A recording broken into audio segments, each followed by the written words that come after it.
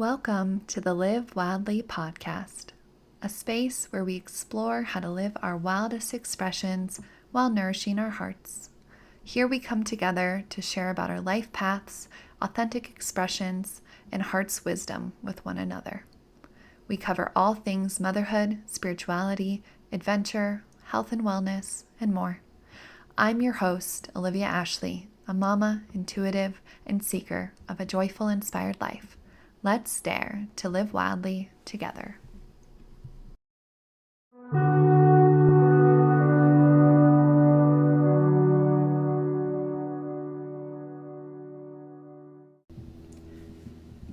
Hello, everyone. Welcome back to another episode of the Live Wildly podcast. Thanks for being here, for listening, for showing up for yourself.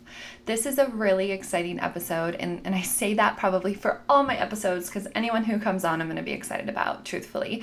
So just if you hear me state that every week, that is why, truly from my heart, this was a really wonderful episode with such an amazing human. And today's episode is really fun because it is the first part of a two-part series.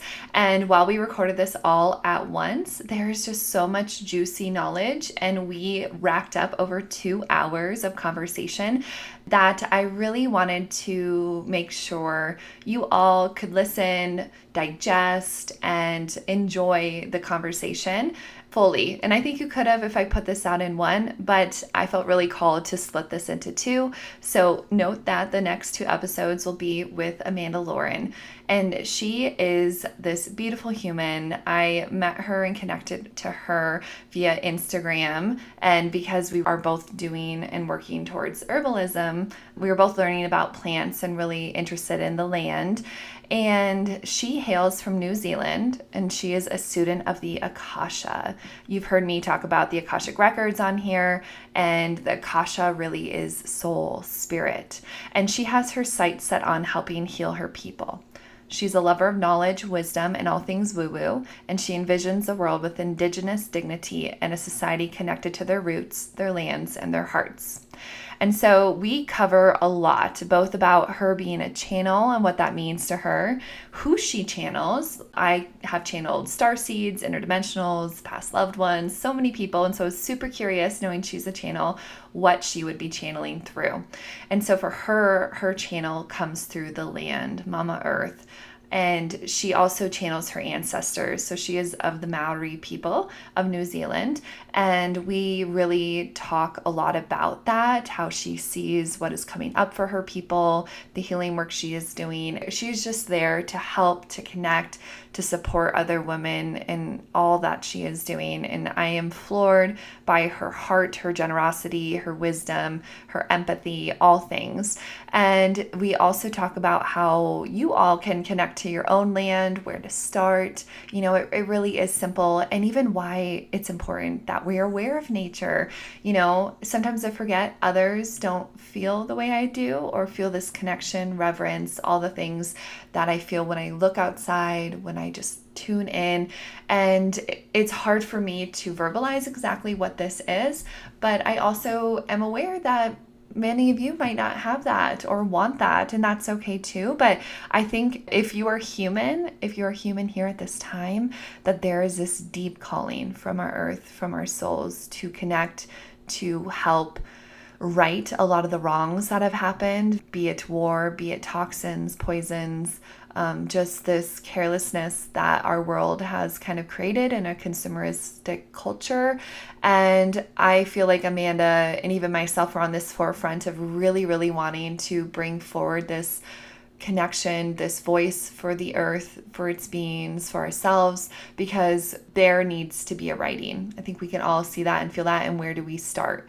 And so truthfully, I'd really love to explore more of this in this podcast and on this space. So look forward to that, because stewardship, sustainability, true solutions, you know, I really want to be solution oriented, bring hope, but bring reality to us all around the earth, and how we are all struggling too from this disconnection, from the toxicity, from just everything of how our day-to-day is often set up. And gosh, I could just spiral out on this topic, but let me bring it back to today and Amanda and this beautiful conversation. So I really hope that you get exactly what you need from it. And note that on part 2 of this series, Amanda goes even deeper around timelines, around connection, around your gifts and her gifts, and then also does a little channeling for the Live Wildly community. So stay tuned for that. Get excited. This is just part 1 of the beautiful, lovely Amanda and her wisdom in our conversation. So, with that, I will kick us to the episode, and I look forward to talking to you more soon.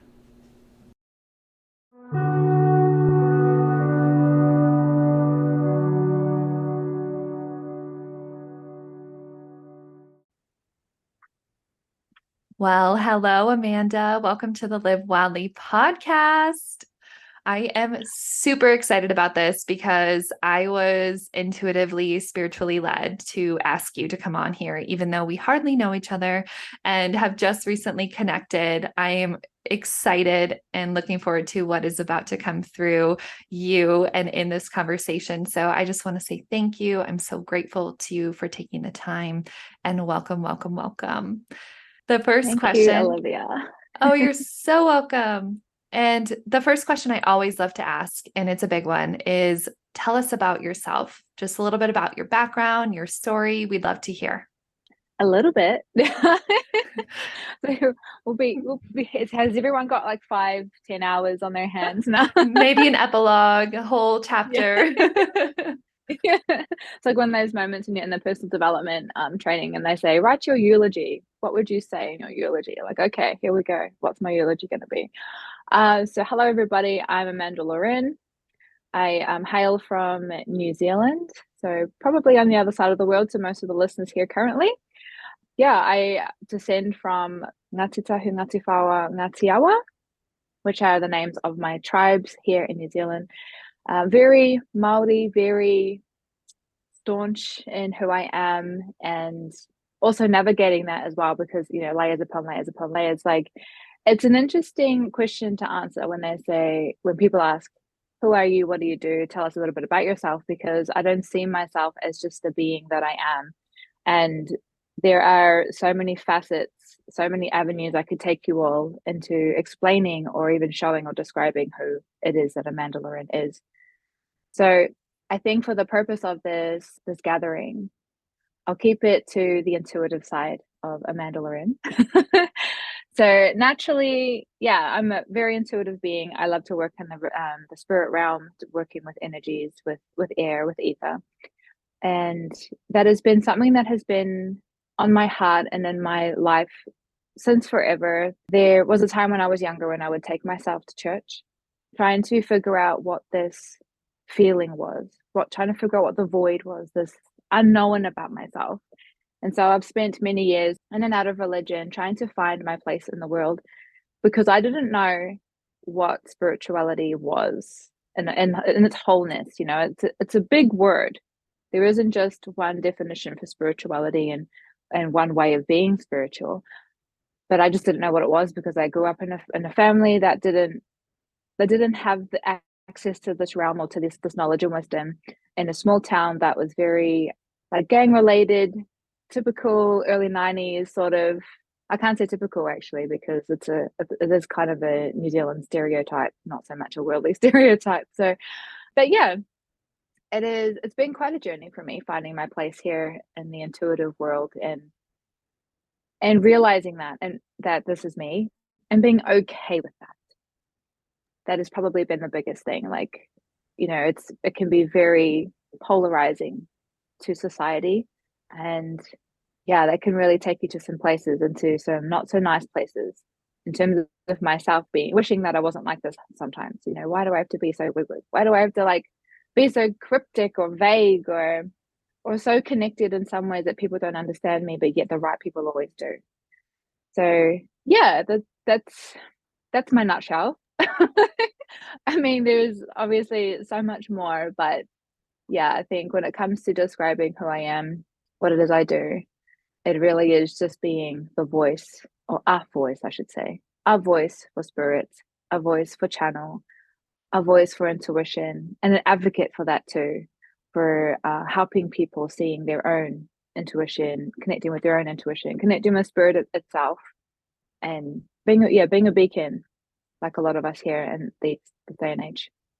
That's really Yeah, that beautiful. is. Thank you for sharing that. And I think you started us off with exactly where we're going to take this conversation, Mm. because my follow-up question is really to start to dig into your intuitive origin story. I'm very curious if you were always intuitive and in touch with your gifts, and or what are your gifts, or what was that moment of like real awakening? Like you said, you were searching for it through religion. I did that as well and grew up in that way. But what was that journey like for you? Yeah, it's been an interesting one. I can think of moments when I was a child where I would like see things, hear things, feel things. I remember my mum telling me as a kid that if there was ever a person that I wouldn't go near, she knew not to trust them. And so I was the gauge in the family as to how or who we brought into our lives as a family unit. And it's not something that I fully carried through the whole way. I had my human moments where I shut it all out and decided that I was going to be like everyone else. And then just always had this knocking at the door in my heart and in myself going, this that there's more to me than just this. There's more to me than just this human that I am portraying myself to be. But yeah, there was definitely that religious start. Although I was the only one. Like my family wasn't religious like at all.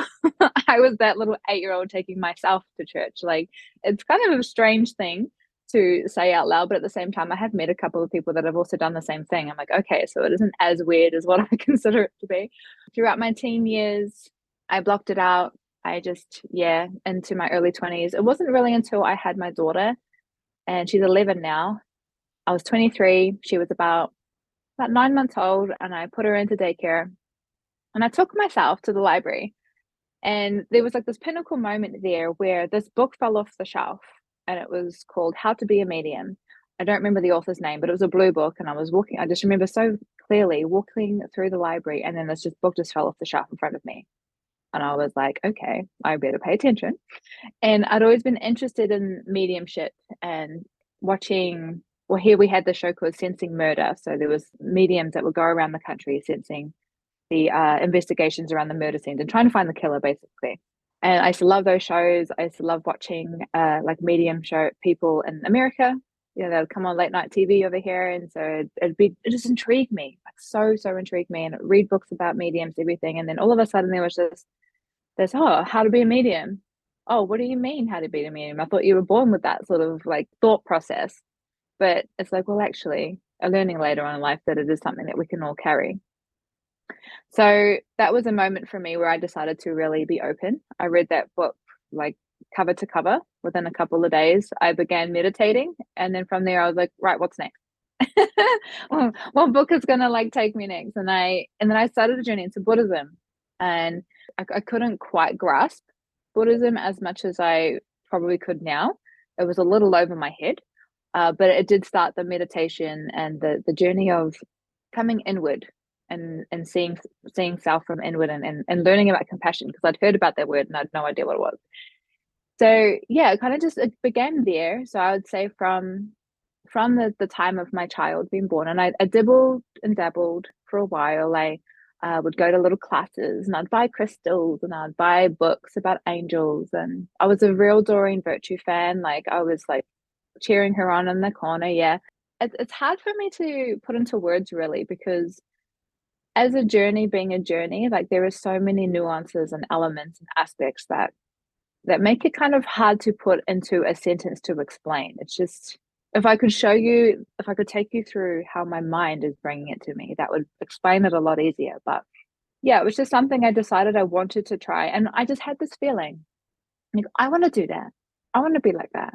I had this deep desire to be intuitive, not really realizing I already was, but just having that deeper knowing of it and having that deeper trust. And then what year was this? So we're fast forwarding a few years now, going through a bit of a toxic, abusive relationship.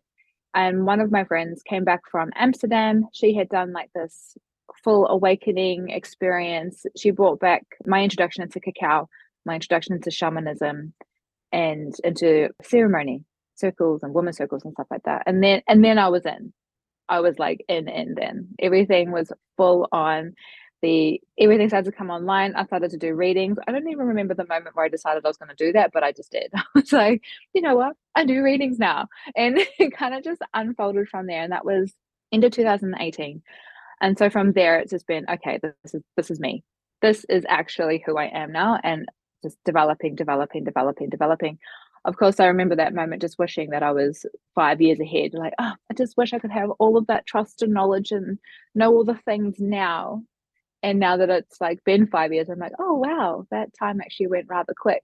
And look how far we have come as a being, as a person, in a community, meeting people around all around the world. Like, yeah, I'm not sure if that fully answered your question actually, but No, that was really helpful. And it's so interesting to hear because it parallels my own story in a way. I had my first child at 23 as well. And I had a similar, it was Joe Dispenza's book, Becoming mm, Supernatural, that fell off the shelf.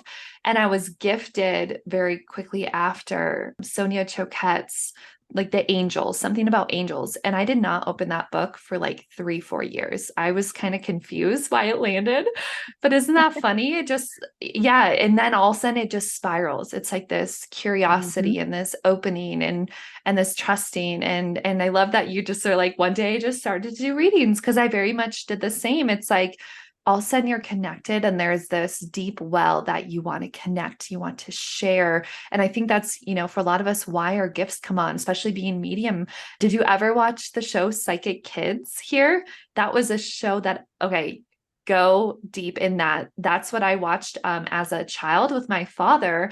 And it was a little darker, I'd say, when I was a kid, but they did a secondary season. I think it was through A&E, but you can find it on Hulu. I think you would really enjoy it. But Psychic Kids, but that's what it made me think about. It's so interesting how things get planted, right, along our journey.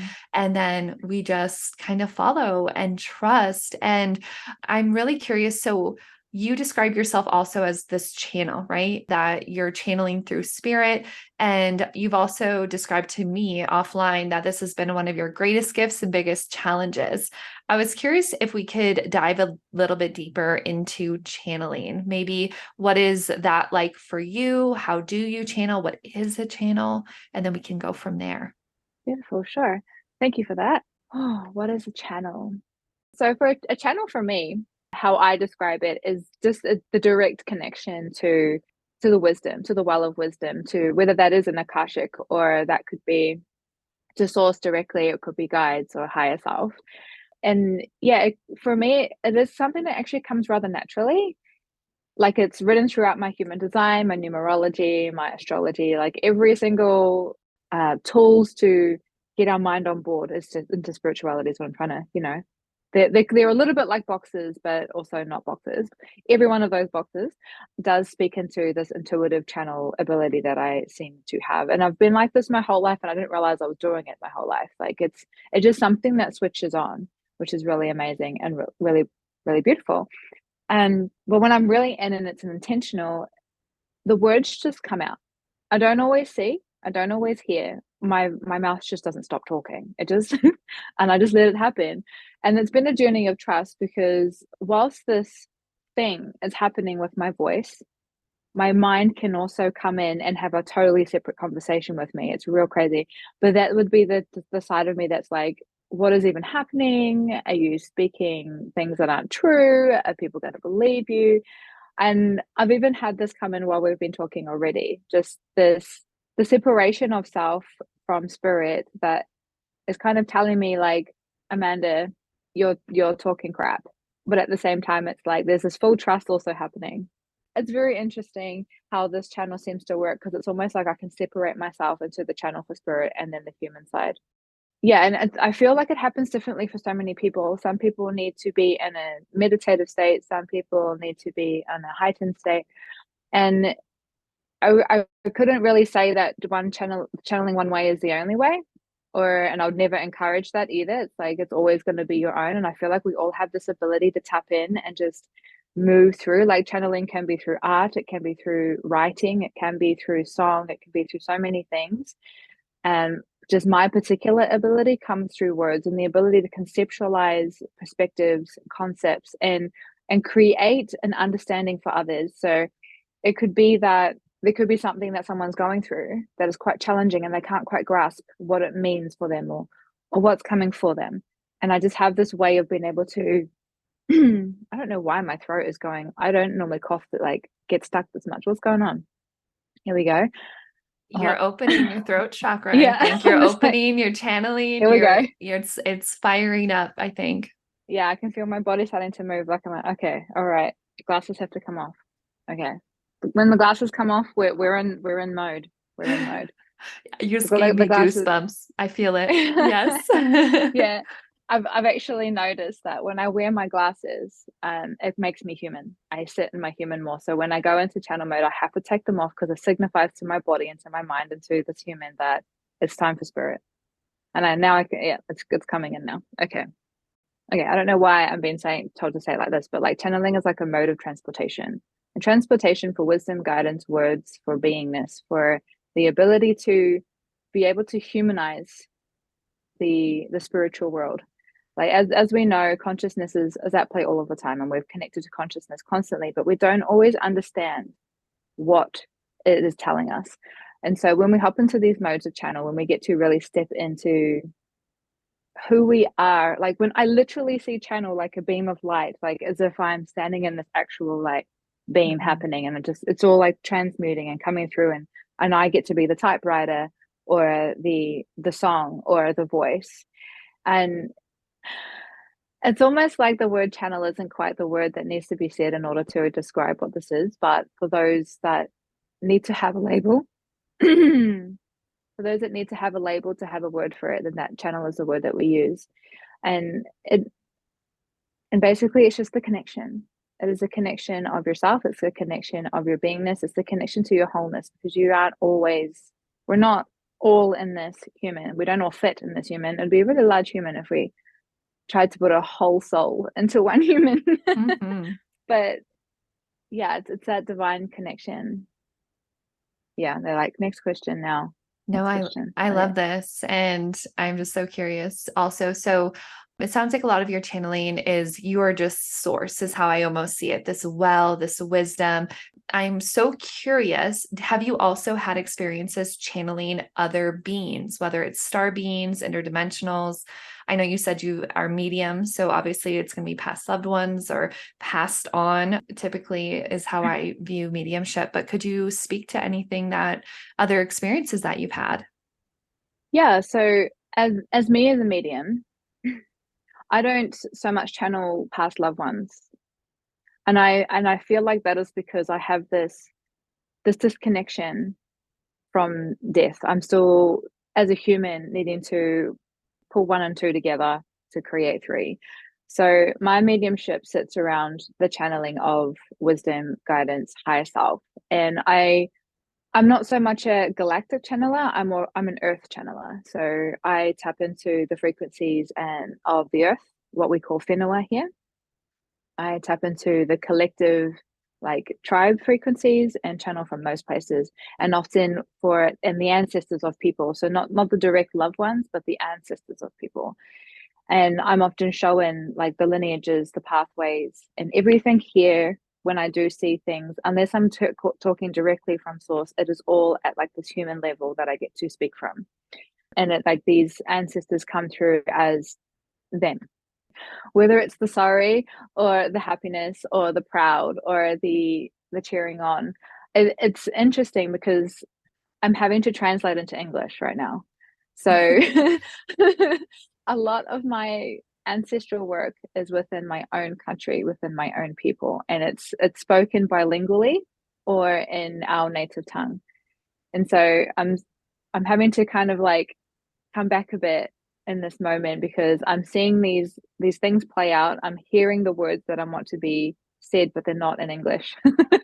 And you're welcome to share some too. I'm sure your friends and your peoples will listen to this as well. And I think there's so much beauty in your language. And I'm laughing because my next question that I have up is, what's your connection to your ancestry and the land? And can you share about your roots of New Zealand, physically and spiritually? So I think this is, you're tapping in. We are right online. So you are welcome to go there and share as much and as deep in whatever is coming up, please.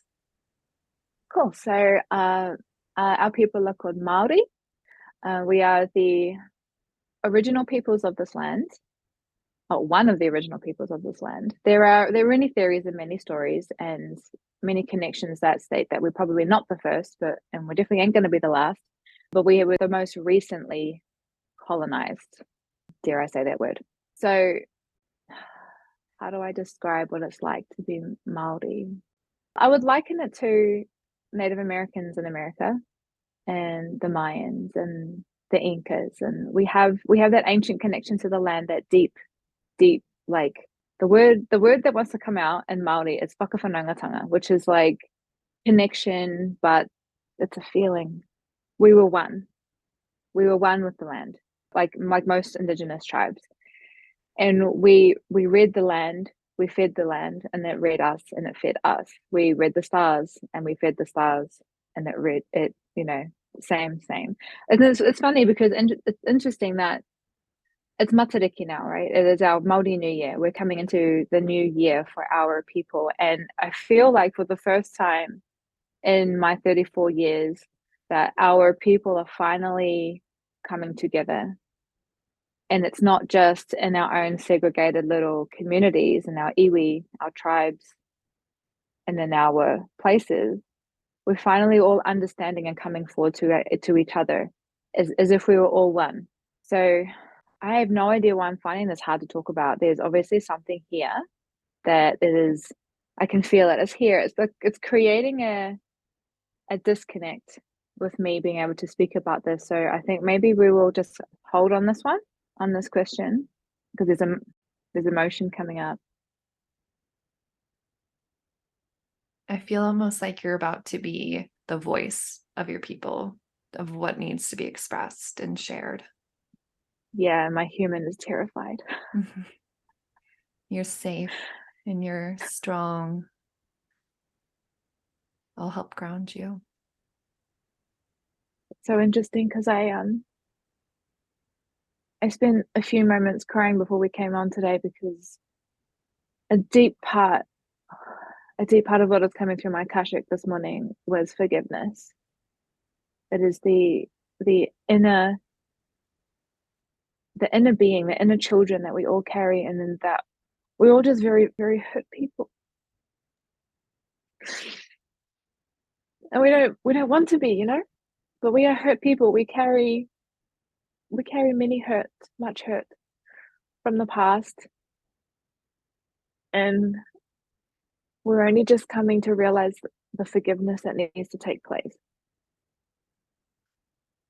And not everyone's ready for that. And so it hurts to talk about. Because we are very, very proud. We are very, very strong. We hold lots of mana. Mana is like our prestige. Mm-hmm. We're very proud of who we are, and yet we hide the pain behind that. It's like the more staunch we are, the more hurt we hide. It's like this almost, I heard the word reckoning in a way of there was so much hurt forced upon you and your peoples and the land. And so you created this power, not to say you weren't powerful, but you had to even more, I think, show up in that way and share and say, we will come through this. We will walk through this. And it feels like there's this peeling of those layers that is starting to happen where you're finding this security in a way, in a sense of yourself once more, that now it's allowing this, I just see this like flower, something to open where all that hurt and all that energy is needing to start to release. And you find it within one another. But to your point of a lot of people might not be ready for that, to feel that, to let alone even have the space or knowing to express that.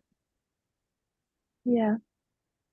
Yeah, we hold a lot of blame on the colonizing parties that arrived here only 200 years ago. So this is very new. It's still raw. Mm-hmm. And I'm being told I have to say this, but I'm scared to say it because it's gonna no. Okay. I'm gonna trust that whoever hears this is gonna need to hear Mm-hmm. it. So I'm gonna take this on myself. I personally believe that in order for our people to heal through the acts of colonialism, it is that it's not about changing or decolonizing Maori on the outside. And I feel like that is where the problem has been, is that there's the stance that has been taking place where it's we've got to decolonize our culture and and go against people, the colonized view people. But at the same time, it's like there is literally no one here anymore that is full blooded. We all hold our pain from our Maori ancestors, and we hold the righteousness from the colonizing people that came here. We are a mix of both now.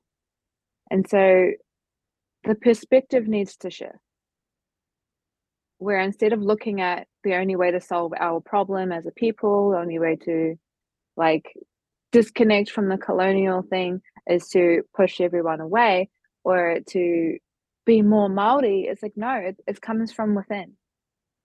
We've got to decolonize ourselves in the form of forgiving our ancestors that came here and forgiving our ancestors that let them. So we were, as far as I know, I have got no education in this exactly, but from as far as I know, our ancestors that were of Maori descent, that are of Maori descent, were quite welcoming to the European side. And so it was kind of like a betrayal. And yet we all carry this betrayal within us now. And so how I feel we need to shift through is to stop self-betraying ourselves, is to start to forgive who we are as a person and forgive our lineages. Like I look at my lineages and it's a complete mix on both sides. But I couldn't stand here and say white people are the problem, because then I would be condemning my grandmother. Who I love dearly. I'd be condemning my grandfather, who is passed now, but I loved him dearly. I'd be condemning his whole line. And then who am I? Because I come from them. I too hold the blood of white people, and I hold the blood of Maori people. So it's tough. It's tough to allow ourselves to be seen this way, because there are lots of people that are very staunch in their belief systems around how to be Maori, and I love that. But at the same time, they're not willing to fully embody forgiveness for the part of them that also caused the problem. So we're just constantly colonizing ourselves all over again. And so it's going to take, I don't know.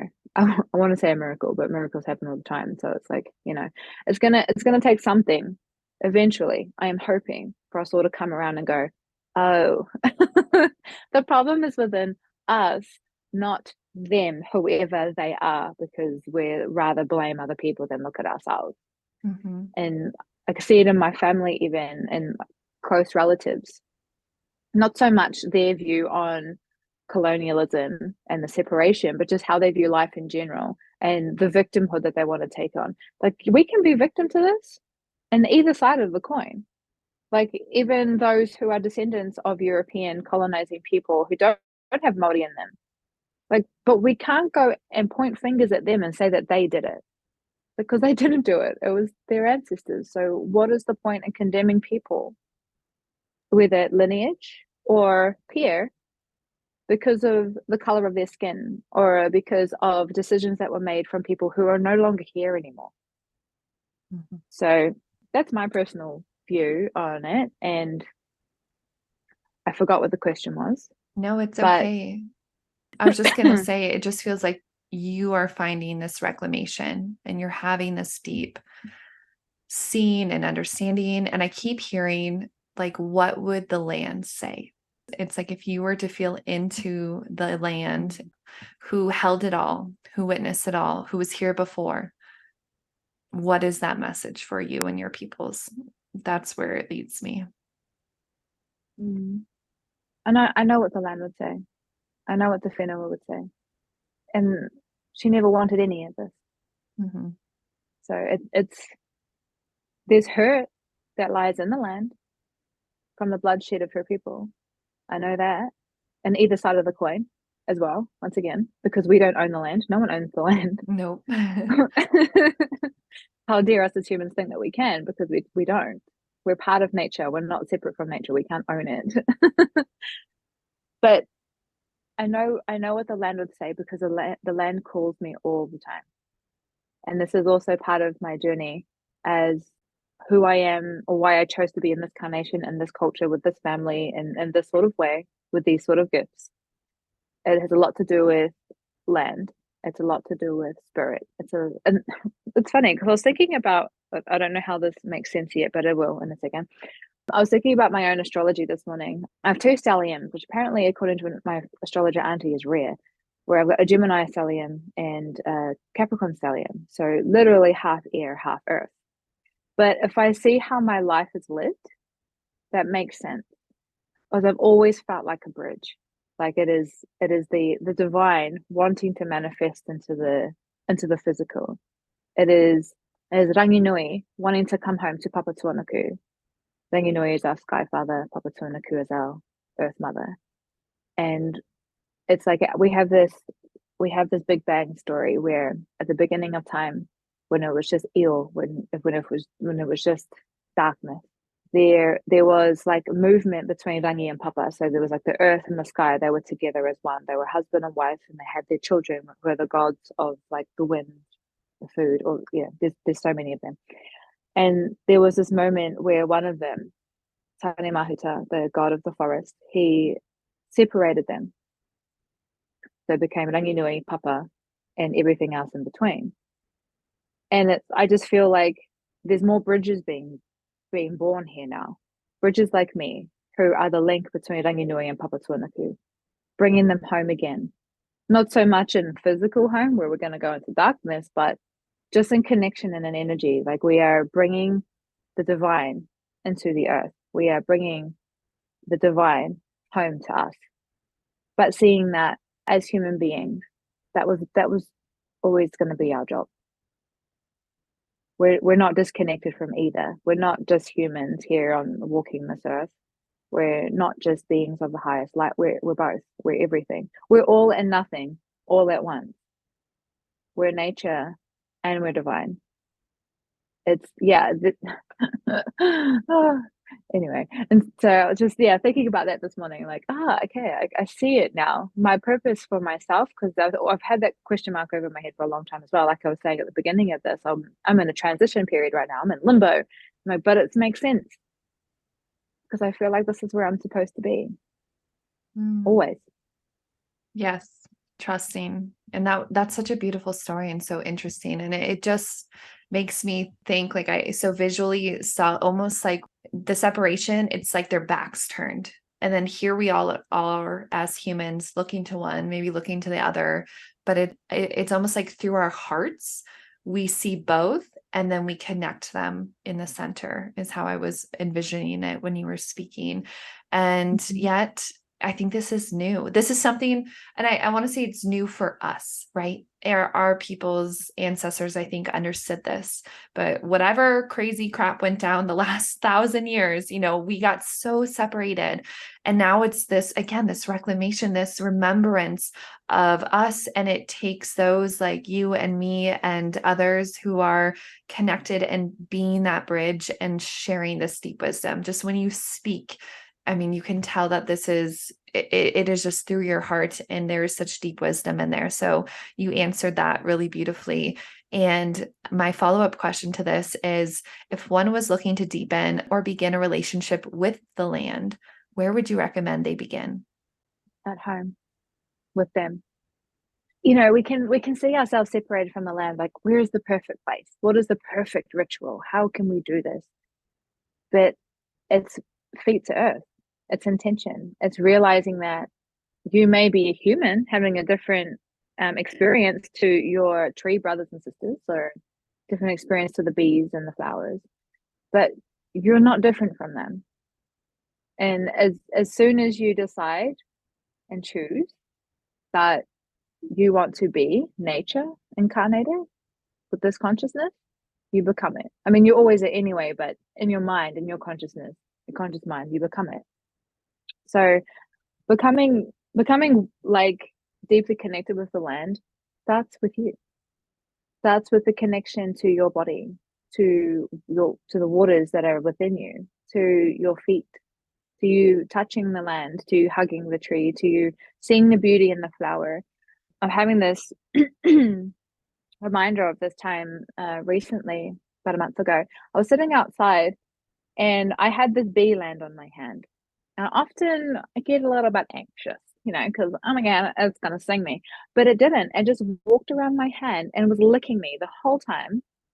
And for like 20 minutes, I had to like close my shirt because I didn't want it, because it was trying to get into my shirt. Like, it was like, you know, trying to get to dig in there. I'm like, this is what it's like to be nature. This bee doesn't see me any different to a flower. The bee is my friend. I felt no anxiety. I felt no fear. And I thought to myself, if it stings me, it stings me. Because I also recently learned that they only, unless frightened, if they do come and sting you and you didn't frighten them, it's because you needed it. Like, they're not going to sacrifice their life force for nothing. So if this bee was going to sting me, then I would have obviously needed it. Thankfully, I didn't. Like, awesome. But for 20 minutes, I just let it walk through my fingers, just lick me. I could feel it. Its little feet, I could feel its tongue, I could feel the love that it was sharing with me. And I'm like, how cute.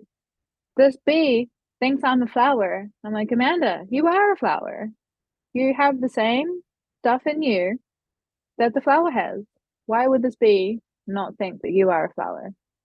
And so it's in moments like that where we realize that, huh, I'm no different from the tree, from the flower, from the bee. My DNA is maybe just, you know, a little bit different. So then I come out like this. The manifestation of my energy and my particles are different, sure. But we're still all connected. And so that's how I feel working with land is, because when you start to tap into that oneness with land, with energy, with nature, you start to hear her. Or like however your gifts are open. Some people see, some people feel, but you know, like there are times of the year where I feel the heartbeat. I can lie there and I'm like, there's this really deep heartbeat happening. Oh wait, that's not mine. That's Papa Tuanaku. That's Mother Earth. We're connecting. We're resonating right now. I can lie out there and I can feel the waters under the land, even though I'm on solid ground. I can feel the movement.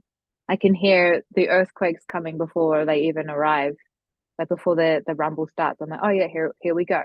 You know, there's these little things that start to happen when you are connected to these spaces, and you just realize that among the society life, among the way human life has become, your instinctual nature becomes stronger. It's not just about intuition, it's about the primal part of you that connects you to the deep knowing of yourself.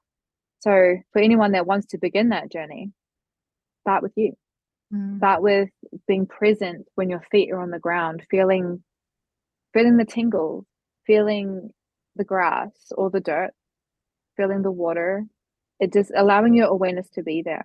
There's this thing that I'm doing at the moment every time I go into space with myself or with others, where we all bring our awareness down to our toes and we open them and we get them to smile. It's amazing how happy your feet can be when you get them to smile. And like, I don't know about anybody else, but I can hear mine giggle when I do that. I'm like, oh yes, the giggling, cute. Like my toes giggle, guys. Like I love it. yours can too. Yeah, and it's those sorts of things that like it really starts to open up the awareness in those spaces, and just doing it throughout your whole body. Like your everything can smile, everything can be connected. It's just all about perspective and how you choose to believe and see it.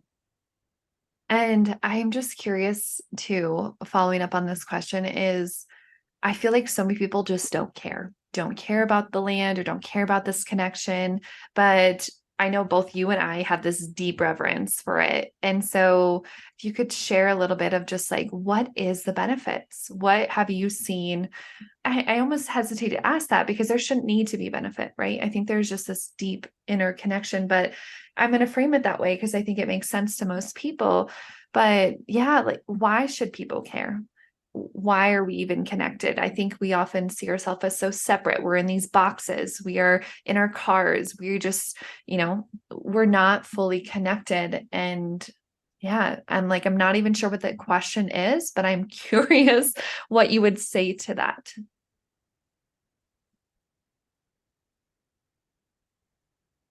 Imagine what it would be like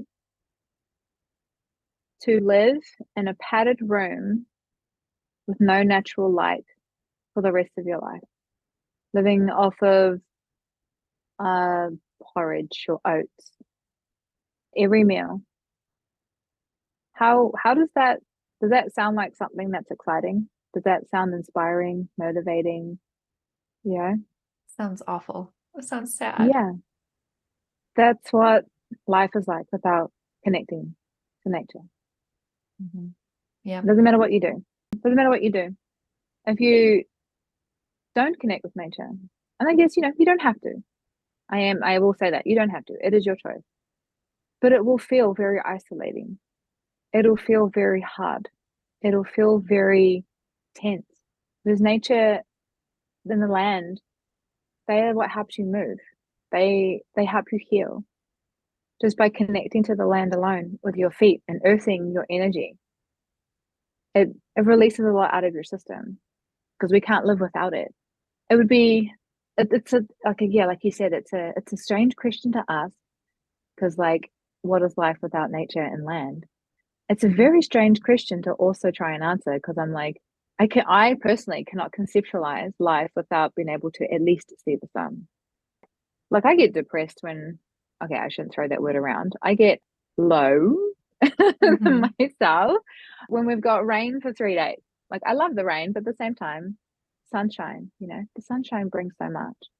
And being able to lie on the grass brings so much. And being able to drink fresh water brings so much. And I don't think I will ever forget that moment with the bee. That just changed the way that I view life in general by being able to sit there with a part of nature that terrifies like 95% of the population. Yes. And I think you're giving me this perspective of the realization of I think sometimes we just think it's like a given or we can do without it, right? We can just be in our house, we can just live our life. A shower is just a shower to clean. Like we forget this. We don't cherish, we don't have this compassion, we don't understand. Like you just gave all those points. We think we could go live in a padded room and just have TV or whatever, and that we would be sane, healthy, okay humans. But you pretty much pointed out, like, no, no, we are lying to ourselves if we believe that we don't need her. We don't need the earth. We don't need the water, the land, this connection. You and I are just those who I think, and many others who see this for its value and remember this deep reverence and connection and need. And so I hope this helps people just be inspired and also reconnect and say, oh, yes, this is why. This is why we want to talk about it. This is why we want to learn about the plants and learn and how to cherish and have water and enjoy it. Like, yeah, we all like going to the beach, but, and this is bringing up this weekend, we went to this reservoir because we don't have really lakes here in Colorado, and it was closed because there was algae blooms. And so a long time they just closed it and waited. And my mind went, why aren't we putting plants or adding fish or whatever that needs to right that system? Instead, it's nope, let's close and just test and hope the birds stop pooping in there and all the things. It was just so weird to me. But I think we're weird to the majority. Like this is new undertaking. So thank you for just walking down this thought pattern and what was coming up, because it is a weird question, but I think I struggle with how people don't see it the way you and I, with the bee, with the water, with the connection. So I think you answered what I was going for, but it's just so fascinating. Yeah, I agree, because even that took me into a place like, wow, what would that be like to not think this way? And people do that, people, they go for wealth, and good on them. Awesome. If that's what you want, there's definitely nothing bad about that whatsoever. But then, they spend their time in these houses and in these offices, and every time they go outside, it's to go to the car, or yeah, just to go to the beach, but they sit on their phone. Like, it's not that they're not getting nature by being at the beach, but it's just sometimes the intention, actually, let me rephrase, always the intention is going to make that experience more connective and more better. So, like, there have been many times where I've gone for walks and I've spent so much time just wanting to film the forest. I was Yes. like, okay, you got to put the phone down. Like, I know you want to capture this moment of being in the forest. Like, look at me, I'm in the forest. Like, that's so cool, getting some nature vibes. But also put your phone away, because you're not taking it in then, because you're too busy thinking about what Instagram is going to think about you being in nature, and not about how nature is going to feel about you being in nature. And it's just, I find that very interesting, because even I can still get caught up in it. I did it, I think it was last week. I went for this hike, and yeah, I just went, oh, look at all these cool things. And then midway through, I said to my friend, I'm like, all right, hold my phone. Like, I can't, I put my phone in my pocket. I can't keep doing this, because all I'm doing is capturing nature and not breathing her in. And yeah, and so did I get the type of reel I wanted? No, because I stopped trying to direct myself in a way that I want the world to see, or I want Instagram to see, or the way Instagram gets to be seen. And actually just sit in nature, be with nature, and talk to the trees.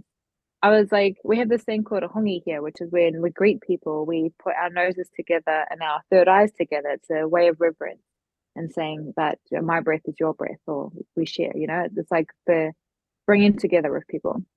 And I was doing that with the trees, with the ferns. I was like up there and giving this reverence to these ferns and these trees. And like, this is what it is. This is what it gets to be. Although I'm not in bare feet, because my feet would be sore, I still get to like hug the trees.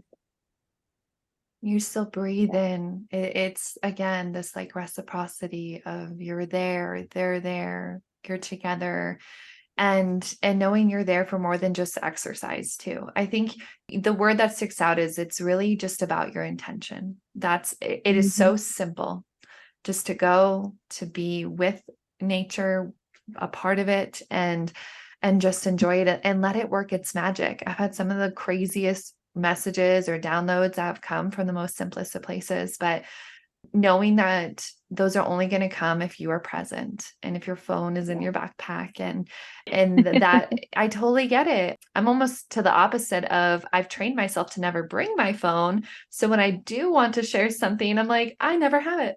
It's not even there. And I'm okay with that too sometimes, but it's that balance. How do we live in this technological, beautiful, connected world, but then also step away and or have it, but remember the simplicity of it all, right?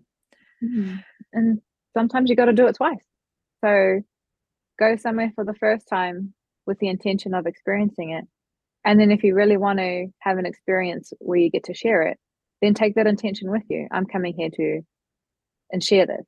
Mm-hmm. So, like you said, intention is everything. And sometimes our intentions can actually make us a bit crazy. So we can say, oh, we're going out into nature to experience nature, and we spend most of it on the phone instead, and then come out and then we just go crazy at ourselves, like, oh my gosh, you weren't even present, you don't even remember that walk, like you were supposed to connect with nature, but all you did was sit on your phone. Then we sit there and doubt and hate and berate, and it's just like, it just ruined the whole experience whether you were there or not.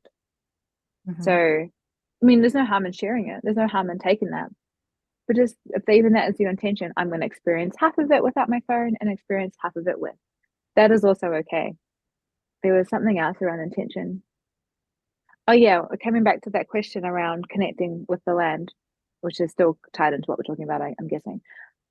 Once again, intention is everything. Like, I have so many people ask me, how do I connect with spirit? How do I connect with nature? How do I do rituals or ceremonies or anything? And they will, it all begins with intention. Every bit of it. You can have all of the crystals in the world, all of the oracle decks, the best cacao, all of the things. But if you don't have an intention, then what is the point? And then you can have next to nothing, or just yourself, and you have an intention, and it could be the best ceremony, ritual, whatever you'd ever experience in your life. It's whatever we put whatever we put our energy to, whatever we decide our energy is going to focus on. Like, I came into this podcast with the intention of whatever is going to be said is going to be said. Mm-hmm. So then that means that my human gets to roll with that.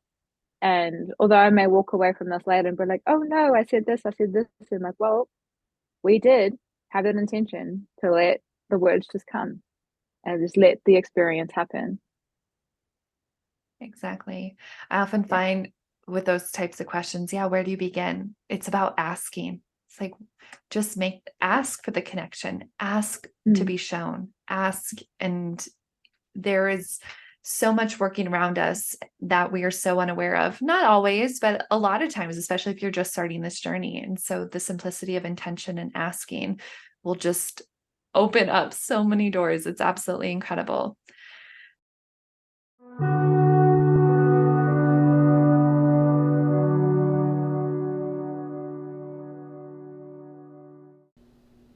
Okay, all, I know I am leaving you hanging with this conversation, pulling you out right in the middle, but guess what? Come back in 2 weeks for the next episode with Amanda Lorin as we jump into part 2 with her and dive even deeper on this conversation. So if you're enjoying, hit subscribe, maybe even rate and review or share to a friend who you might think would enjoy these episodes, and continue to listen in, because I promise you will enjoy the next episode even more that will come out in 2 weeks. So stay tuned. Enjoy the rest of your day. Thank you for listening.